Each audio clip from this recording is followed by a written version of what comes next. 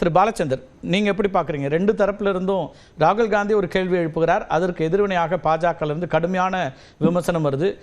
அங்க இருக்கக்கூடிய மூத்த தலைவராக இருக்கக்கூடிய சௌஹான் போன்றவர்கள் கூட இது மோடிக்கு எதிராக இருக்கக்கூடிய உங்களுடைய அரசியலை நாட்டுக்கு எதிராக பயன்படுத்தலாமா அப்படிங்கிற கேள்வி எல்லாம் முன்வைக்கிறாங்க. மோடிக்கு எதிரான அரசியல நாட்டுக்கு எதிரான அரசியலா திருப்பி விடுறதே இந்த பாஜக தான். முதல்ல ஒரு ஆளுங்கட்சியை எதிர்த்து அரசியல் பண்றத நாட்டுக்கு எதிரான அரசியல்னு சொல்றது முட்டாள்தனம். அது ஜனநாயக கோட்பாட்டுக்கு எதிரானது. இதுல நம்ம ரொம்ப தெளிவா இருக்கணும். இந்த நாடு யுத்தத்துக்கு போன போது எதிர்கட்சிகள் உட்பட, நீங்கள் நான் உட்பட, இந்த நாட்டின் சிறுவர் சிறுமியர் உட்பட இந்த நாடே இந்த அரசுக்கு பின்னாடி நின்னோம். யாரும் எந்த வார்த்தையும் சொன்னோமா? யாரும் ஒரு வார்த்தை சொல்லல. எங்களுடைய அரசுக்கு பின்னாடி நாங்க நிக்கிறோம்னு சொன்னோம். அந்நியாரமே கேட்க வேண்டிய கேள்விகள் இருந்தது, ரொம்ப கேள்விகள் இருந்தது. பகல்காமுக்கு போகாதீங்க, அங்க செக்யூரிட்டி ப்ராப்ளம் இருக்கு அப்படின்னு பிரதமருக்கு அறிவுறுத்தப்பட்டதா செய்தி வந்தது. அப்ப அந்த செக்யூரிட்டி ப்ராப்ளம் இருக்கும் பொழுது அங்க ஏன் செக்யூரிட்டி கொடுக்கல, 26 பேர் உயிர் ஏன் போச்சு அப்படிங்கிற கேள்வியை அன்னைக்கு யாரும் கேட்கல. அன்னைக்கு நாட்டுக்கு பின்னாடி தான் நாங்க, அரசுக்கு பின்னாடி தான் நாங்க நின்னோம். 3.5 லட்சம் ஜவான் உள்ள ஜம்மு அண்ட் காஷ்மீர்ல 200 கிலோமீட்டர் தள்ளி உள்ள 26 பேரை சுட்டு கொண்டவங்கள பிடிக்க முடியலையா? ஏன் பிடிக்க முடியல அப்படிங்கிற கேள்வியை அன்னைக்கு நாங்க கேட்கல. நாங்க அரசுக்கு பின்னாடி தான் நின்னோம். இது ரஃபேல் விமானம் சுட்டு வீழ்த்தப்பட்டதுன்னு ஆதாரபூர்வமாக சொல்றதா இந்த வெளிநாட்டு பத்திரிகைகள் சொன்ன போது நாங்க எந்த கேள்வியும் கேட்கல. இந்த அரசுக்கு பின்னாடி தான் நின்னோம். இந்த யுத்தம் யாரால நின்னது அப்படின்னு எங்களுக்கு இன்னும் தெரியல. கேட்கிறோம், யுத்தம் நின்னதுக்கு அப்புறம் கேட்கிறோம். நான் இந்த நாட்டுடைய பிரஜை, என்னுடைய நாட்டு மக்கள் 26 மக்கள், அப்பாவி மக்கள் சுட்டு கொல்லப்பட்டிருக்கிறார்கள். ஈவு இரக்கம் இல்லாமல் குடும்பத்தினர் முன்னால் சுட்டு கொல்லப்பட்டிருக்கிறார்கள்.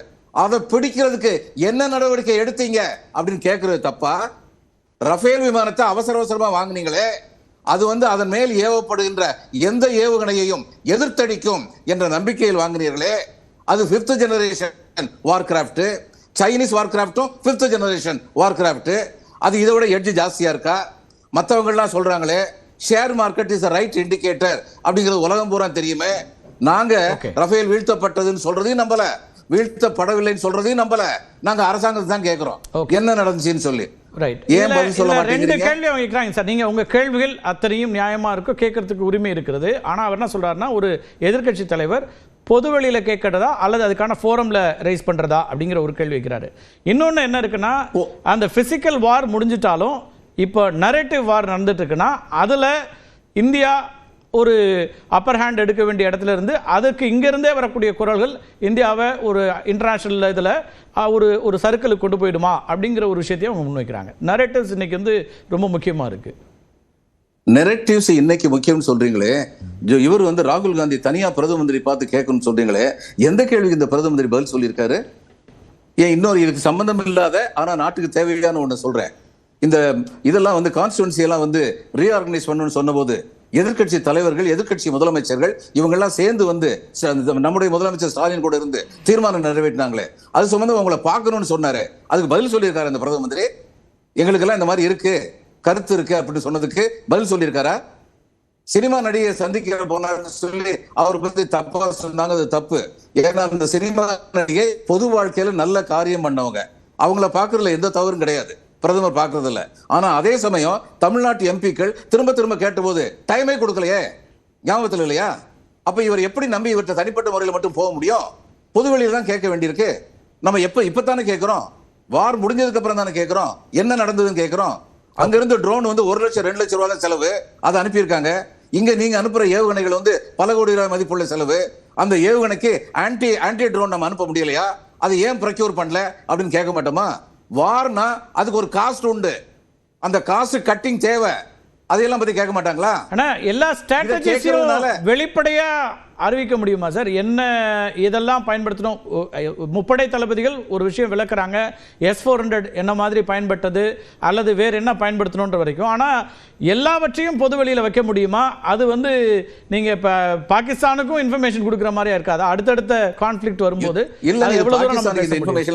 இல்ல, பாகிஸ்தானுக்கு இந்த இன்ஃபர்மேஷன் தெரியாமல இருக்கு. உலகத்தில் உள்ள வார் இன்டெலிஜிங், வெப்பன்ஸ் இன்டெலிஜிங் எல்லா இண்டஸ்ட்ரிக்கும் இந்த எல்லா விவரமும் தெரியத்தான் செய்யுது, ஏற்கனவே தெரியும். எஸ் சார், அவங்க இன்டெலிஜென்ஸ் கலெக்ஷன் ஒரு பார்ட். ஆனா நாமளே இதுதான் நடந்துச்சு, இப்படிதான் நடந்துச்சுன்னு சொல்லணுமா? எல்லா இப்போ நீங்க வந்து ஒரு இன்னைக்கு ஒரு கமிட்டி மீட்டிங் நடக்குது, அதுல சொல்லணும்னு நீங்க எதிர்பார்க்கறது சரியா இருக்க முடியும். ஆனா அது பிரஸ் மீட்ல எல்லாத்தையும் சொல்ல முடியுமா? அதை நான் புரிஞ்சுக்க விரும்புறேன், உங்கள்கிட்ட கேட்கிறேன். இல்ல, திரும்ப நான் சொல்றது, அப்படி கமிட்டில சொல்றது மூலம் இந்த கமிட்டி இதை கவனத்தில் எடுத்துக்கொண்டதுன்னு சொல்லி ஃபாலோ அப் ஆக்ஷன் எடுத்திருக்காங்களா இது வரைக்கும் 12 வருஷத்துல? எதிர்க்கட்சிகள் சொன்ன ஆக்கப்பூர்வமான கருத்துக்களுக்கு எந்த ஃபாலோ ஆப்ஷன் இவங்க எடுத்திருக்காங்க? நான் இன்னொன்னு கேட்கிறேன், இவர் ஜெய்சங்கர் சொன்னது வந்து எந்த விதத்துல நம்ம நாட்டுக்கு தேவையான, நம்ம நாட்டுக்கு உதவி செய்யற ஒரு இன்ஃபர்மேஷன் அவரு பொதுவெளியில சொன்னாரு. இப்ப இவரு பொதுவெளியில சொல்லக்கூடாதுன்னு சொல்றீங்களே, ஜெய்சங்கர் பொதுவெளியில சொன்னது எந்த அளவுக்கு நம்ம நாட்டுக்கு வந்து பிரயோஜனமா இருந்துச்சு? எஸ் சார், பேசலாம். ராமசாமி, ஒரு பொறுப்பில் இருக்கக்கூடிய அமைச்சர் பொதுவெளியில பேசும்போது அப்ப எதிர்க்கட்சி பொதுவெளியில தானே கேட்க முடியும் அப்படின்ற. பாரத மன்னருக்கும் தமிழ் மக்களுக்கும் முதற்கண் வணக்கம். இடம் பொருள் ஏவல் அப்படின்றத நம்ம தமிழில் பயன்படுத்தணும். நீங்களும் அதை சார்ந்து கேட்டீங்க. நம்ம வந்து வார் முடிஞ்சிருச்சு அப்படின்றது இன்னைக்கு நம்ம டிஃபென்ஸ் ஃபோர்ஸ் படி அஃபிஷியலாக இது வார் கிடையாது. ஆனால் இன்னைக்கு வந்து இன்னும் அந்த கான்ஃப்ளிக்ட் வந்து இன்னும் முடியலை. இன்னும் நம்ம இண்டஸ் வாட்டர் ட்ரீட்டி இன்னும் அபேயன்ஸில் தான் இருக்கு. நமக்கும் அவங்களுக்கும் டிஜிஎம்ஓக்கு ஸ்கெடியூல் டாக்ஸ் இருக்கு. இது இல்லாமல் பேக் சேனல் டிப்ளமசி இருக்கு. மற்ற பேச்சுவார்த்தைகள் நடந்து கொண்டு இருக்கிறது. பார்டரில் இன்னும் வந்து டென்ஷனான சுச்சுவேஷனாக இருக்கு. நம்ம பார்டரில் வந்து யாரை அனுப்பலாம் கூடாது அப்படின்ற ரெஸ்ட்ரிக்ஷன் இன்னும் ப்ரிவேலண்டாக தான் இருக்கு. ஸோ அதனால இன்னும் கண்டிஷன்ஸ் சேஞ்ச் ஆகலை. ஸோ அதனால இன்னைக்கு காலம் மாறிவிட்டது அப்படின்னு நினைக்கிறவர்களுக்கு தவறான விஷயம். இன்னைக்கு இருக்கிற அஃபிஷியலாக அவைலபிள் இன்ஃபர்மேஷன், அன்அஃபிஷியலாக அவைலபிள் இன்ஃபர்மேஷன், இல்லை இன்னும் இன்டெலிஜென்ஸ் கேதர் பண்ணுறவங்களா பெரிய ஆட்கள் பலர் இருக்காங்க. அந்த இன்ஃபர்மேஷன் கேதர் பண்ணவங்களுக்கும் சேர்த்து இன்னைக்கு இன்னும் சிச்சுவேஷன் மாறலை. அதனால இன்னைக்கு இன்ஃபர்மேஷனை கொடுக்கணும், இன்னைக்கு பப்ளிக்காக எல்லா டேட்டாவை ஆக்கணும் அப்படின்னா அது கிடையாது. இரண்டாவது, அடுத்தது இந்த இன்ஃபர்மேஷன்லாம் கொடுக்கறதுக்குன்னு ஒரு ஸ்டாண்டர்ட் ஆப்ரேட்டிங் ப்ரொசீஜர் இருக்கு. So first cabinet committee on security, அதுக்கப்புறம் சீஃப் ஆஃப் டிஃபென்ஸ் ஸ்டாஃப், அதுக்கப்புறம் 3 டிஃபென்ஸ் ஃபோர்ஸஸ், அதுக்கப்புறம் ministry of defence, ministry of external affairs, இதுக்கப்புறம் அவங்களோட இன்ஃபர்மேஷன் மேனேஜ்மெண்ட் டீம், அதுக்கப்புறம் மீடியா டீம், அதுக்கப்புறம் ஆர்டிடிஎஸ். இதெல்லாம் முடிஞ்சு அதுக்கப்புறம் என்ன இன்ஃபர்மேஷனை கொடுக்கலாமோ அந்த இன்ஃபர்மேஷனை மட்டும் தான் பொது தளத்தில் வைக்கிறாங்க. அதை தாண்டி வேற எதையும் பொது தளத்தில் வைக்கல. இன்னைக்கு அதற்கான காலகட்டம் இன்னும் வரல. எல்லா கேள்விகளும் எல்லா ஜனநாயக உரிமையும் சொன்னது அந்த காலகட்டத்தில் சொல்லப்பட்டதா? டெஃபினட்டா சரியான ஜெய்சங்கர் அவர்கள் பயன்படுத்திய வார்த்தை இன்னைக்கு ஆங்கிலத்தில் எல்லாருமே திரும்பி போட்டு பார்க்கலாம். இதை நான் மட்டும் சொல்லல. 3 சேனல், உங்களோட சேனல் ஆங்கிலத்தில் ஸ்னேஷ் அலெக்ஸ் பிலிப்னு பிரிண்டோட சேர்ந்தவர், அவர் அன்னைக்கு கொடுத்த ஸ்டேட்மெண்ட், கொடுத்த உடனேயே சொன்ன ஸ்டேட்மெண்ட்ஸ் அவங்க எல்லாருமே அன்னைக்கு சொன்னது அட் த கமென்ஸ்மெண்ட் அப்படின்னு. அந்த ஆபரேஷன் நடந்து கொண்டிருந்த போது, ஆபரேஷனுக்கு முன்னாடி கிடையாது. பவன் கேரா அவர்கள் அவரோட ஃபர்ஸ்ட் பிரஸ் கான்ஃபரன்ஸ், மன்னிக்கணுங்க நான் இன்டர்ஃபியர் பண்ண மாட்டேன், இன்டர்ஃபியர் பண்ணாதீங்க. பவன் கேரா அவர்கள் அவரோட பிரஸ் கான்ஃபரன்ஸ்ல பேலே ஆபரேஷனுக்கு முன்னாடி அப்படின்ற வார்த்தையை பயன்படுத்துகிறார். ராகுல் காந்தி அவரோட ட்விட்டர் தளத்துல, எக்ஸ் தளத்துல அவர் பயன்படுத்துறது பிஃபோர் த கமென்ஸ்மெண்ட் அப்படின்னு. இது இரண்டுமே திரித்து மட்டும் இல்ல, தவறாக நீங்க அதை சரியா என்ன சொல்லிருக்காருன்னு சொல்லுங்களேன். அவர் வந்து ஆபரேஷன் ஃபர்ஸ்ட் ஃபேஸ் முடிஞ்சதுக்கு அப்புறம் தான் சொல்லிருக்காங்க. அத டிஜிஎம்ஓ மே 11 அன்னைக்கு வரிகளை சொல்லிருக்கீங்க, ரொம்ப கம்மியானது தானே அவர் பேசின ஒரு அந்த 1 மினிட். அவர் அட் தி கமென்ஸ்மென்ட் அப்படினு தான் சொல்றாரு. ஒன்னு. ரெண்டாவது, டிஜிஎம்ஓ அதோட கிளாரிஃபிகேஷன் கொடுக்கறாங்க. திரும்பி இதே பிரஸ் வந்து இந்த மாதிரி ஒரு கன்ஃபியூஷன்லாம் கிரியேட் ஆனதுக்கு அப்புறமா கமென்ஸ்மென்ட் அப்படிங்கறதை எப்படி புரிஞ்சுக்கணும்? அட் தி கமென்ஸ்மென்ட் அந்த ஆபரேஷனோட ஸ்டேஜ்க்கு அப்புறம் தான். இல்ல ஆரம்பிக்கிறதுக்கு முன்னாடி ஒரே ஒரு நிமிஷம், இந்த ஷோ ஆரம்பிக்கும் போது நான் 8 மணி, ஷோ ஆரம்பிக்கிறதுக்கு முன்னாடினா 8 மணிக்கு முன்னாடி. அப்ப இது இல்ல பஹலே ப்ரோகிராம் அல்லது ஈவென்ட் இல்லனா எப்படின்னு வரும்? சரி, பிஃபோர்னா எப்போ? பிஃபோர்னா கமென்ஸ்மென்ட்க்கு முன்னாடி தானே. அப்ப அந்த வார்த்தை பயன்பாடு வேறயா ஒன்றா? ராகுல் காந்தி பயன்படுத்தியது பிஃபோர், இவர் பயன்படுத்தியது கமென்ஸ்மென்ட். வித்தின் கோட் சொல்லி இருக்கலாம் இதுதான் சொன்னாரு அப்படின்னு. அடுத்த கமென்ஸ்மென்ட் தப்புனாவது சொல்லட்டும், அட்லீஸ்ட் ஸ்டேட்மெண்டாவது கரெக்டா இருக்கணும்ல. எதிர்க்கட்சி தலைவர், பொறுப்பு மிக்க அந்த நேரம் சரியான காலம்னு பாக்குறீங்களா? ஏன்னா நீங்க காலம் நேரம் அதெல்லாம் முக்கியம்னு சொன்னீங்க இல்லையா? ஜெய்சங்கர் சொன்ன ஒண்ணும் இல்லங்க, ரொம்ப சிம்பிளான கான்செப்ட். ரெண்டும் நியூக்ளியர் ஆர்ம்டு கண்ட்ரீஸ், ரெண்டும் வந்து நெய்பரிங் ஸ்டேட்ஸ். நான் வந்து அவங்களோட சாவரனிட்டிக்குள்ள இன்டர்ஃபியர் பண்ணிட்டேன் அப்படின்னு அவங்க நினைக்க கூடாது.